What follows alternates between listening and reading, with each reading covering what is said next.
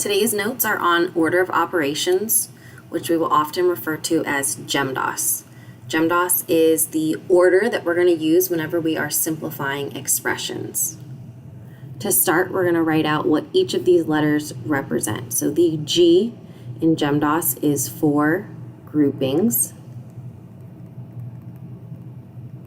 When we talk about groupings, we are going to see parentheses. Sometimes we might see brackets. We could see a square root. We could also see an absolute value bar. And then sometimes we also might see fractions that we're going to break apart as a grouping. So I'm just going to draw a quick example up here. I might have 2 plus 4 times 2 on the top and then something on the bottom. I have to group all that top together. These are the main symbols though that we will see when we're using grouping. E is for exponents. For example, we might have 3 squared, which is 3 times 3. Then we have M and D, and they're written side by side because it is multiplication, or to multiply or divide. And we know that with multiplication and division or addition and subtraction, we always work from left to right. So from the left over to the right. So here's my add and subtract. Some symbols you might see with multiply. We'll see that dot. Sometimes it will be a number beside of a parentheses. With division, we could see the regular division sign, or we might see it again as a fraction. So it could be a horizontal, or it could be the diagonal symbol. Add and subtract, we just have our 2 regular plus and minus symbols. When I write on my paper GEMDAS, I will often write it vertically like this with the M and the D side by side because it's going left to right. Same thing with the A and the S. We have a couple examples to start with where we're just identifying what would be the operation that comes first. So first I'm looking to see, are there any groupings? No. No exponents. Now I'm looking for any multiplication and division from left to right. So what I like to do is I always like to start on the left and just move my way to the right until I find multiplication or division. My very first step right here, I find that there's division. That is the first step, 10 divided by 5. Example B, I see that there is a grouping. Now that I'm in my grouping, I would start with division before addition because it's multiplication and division before addition and subtraction.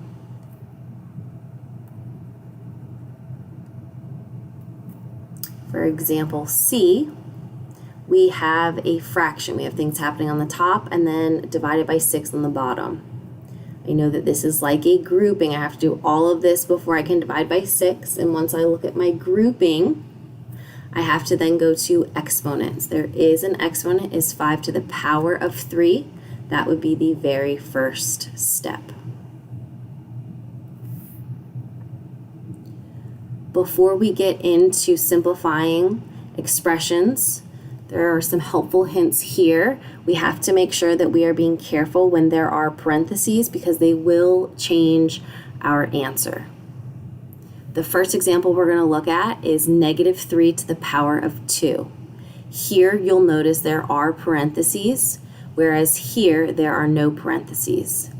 This here in parentheses is the same thing as saying -3 times -3. And -3 times -3 is a positive 9. Whereas -3 squared, or 3 to the power of 2, I am just squaring this 3. So I'm saying, okay, 3 squared is 9, and then I'm leaving that symbol there in the front. It's as if I had another problem here and I'm subtracting 3 squared from it. So the other thing you can do is look at it in the calculator in Desmos. As long as you plug it in exactly as you see it, you will see the difference in our answers here as well. So for the first one, if I have -3 in parentheses squared, here it is also 9, which is what we got here, versus if we put a -3 or a -3 squared, my answer is negative. So it is very important to pay attention to our parentheses, and it's also why I suggest you use the Desmos calculator. For the second example, I'm going to go ahead, I'm going to write GEMDAS on the side because I have to start with my grouping. So here I'm starting with 2 times 3, which is 6, and 6 is what is being squared. 6 squared, or 6 times 6, is 36, versus here I have multiplication and I have an exponent. An exponent is going to come before multiplication. So I am doing 3 squared, which is 9. Then I'm going to multiply. 2 times 9 is 18. So you have to make sure you're being very careful and paying attention closely to any parentheses. Moving on to the U try. I'm going to go ahead, I'm going to write GEMDAS here again on the side. I'm looking first to see if I have any groupings, and I do not. I don't have any exponents. I do have some multiplication and division, and it's going to move from left to right. So I'm going to go ahead and do 2 times 9, which is 18. Then I rewrite everything else that I didn't work with. So the divided by 3, the minus symbol, and 8. Now I have to continue with division. So 18 divided by 3, which is 6. And 8 minus 6 is 2. Here I showed you using like a caret to keep track of my work. For this example, I will not. You can do either. Once again, always starting with writing my GEMDAS and looking at my groupings. So I see here's a group, and then inside there's another grouping. So I have to start there. 4 plus 18 is 22. And I'm rewriting everything. Oops. I'm going to rewrite everything else. Now, if your brackets are a little bit hard to do, the squiggly bracket, fancy bracket, you can always just use a straight one so that you don't mistake it for a number. So I'm going to continue my grouping. I have some division. 22 divided by 2, which is 11. I have to finish in my grouping. 8 minus 11 is -3. Now I have 5 minus a -3. If you are not as comfortable with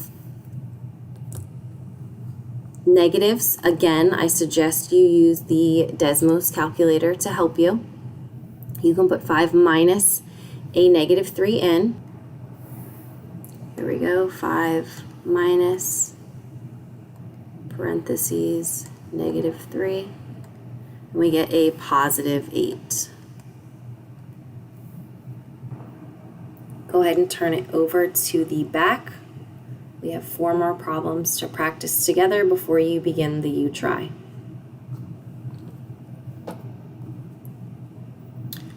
For number 3, I'm going to go ahead and write GEMDAS.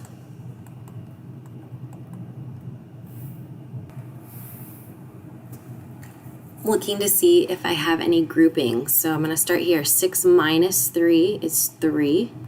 So we have 3 in parentheses squared. Now I'm going to go ahead and do this grouping as well. So I'm going to do 9 times 4, which is 36. And then I have divided by 2. So I've done my groupings. I'm going to move on to exponents. 3 squared is 3 times 3, which is 9. Plus the square root of 36 divided by 2. Next, I can go ahead, I can simplify this square root of 36. Remember, you can use the Desmos calculator for that. So the square root of 36 is 6. So we have 9 plus 6 divided by 2. Now I'm down to just division and addition. So multiplication and division comes first. 6 divided by 2 is 3. And 9 plus 3 is 12. Second one, same idea. I'm going to look to see if there's a grouping. Yes, there is. Here's my grouping. In my grouping, I see that there is subtraction and division. I have to start with that division. So 4 divided by 2 is 2. And then I'm rewriting everything else. Notice this has a power of 3. My subtraction symbol.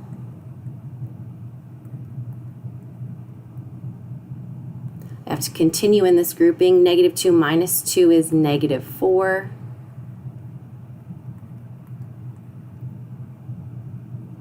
Now I have an exponent. This is negative 4 to the power of 3. This is an example of when the parentheses are really going to be important. I have parentheses, negative 4, and then to do the power of 3, I'm going to press this button here and then put my 3. Notice my answer is a negative 64.